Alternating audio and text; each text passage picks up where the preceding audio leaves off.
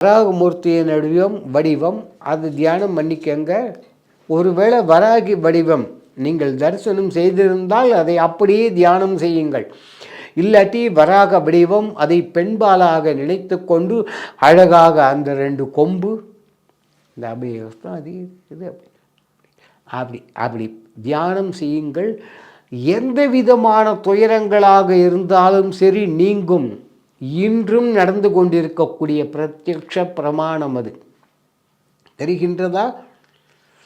மதுரைக்கு போயிட்டு வந்துடலாம். ஏன்னா சியாமலா பீடம்னு அது அம்பாளை அந்த அம்பாளை சொல்லியிருக்கேன், இதோ வராகின்னு சொல்லியிருக்கேன். இதெல்லாம் தேவி பாகவதம் தேவி மகாத்மியம் சொல்கிறோமே அந்த நூல்கள்லாம் விரிவாகவே சொல்லுகின்றன.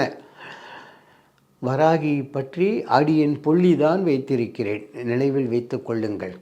அப்படிப்பட்ட அந்த சன்னதியில் நம்ம மயிலாப்பூருக்கு பாலீஸ்வரர் கோயில், இங்கே இந்த கோவில் காமாட்சி, அப்படி எந்த சன்னதியாக இருந்தாலும் சரி அம்பாள் சன்னதியில் போய் நின்று கொண்டு அழகாக வாராகியாக அந்த வடிவத்தை தியானித்து கஷ்ட நஷ்டங்கள் தீர வேண்டும் என்று பிரார்த்தனை செய்வோம்.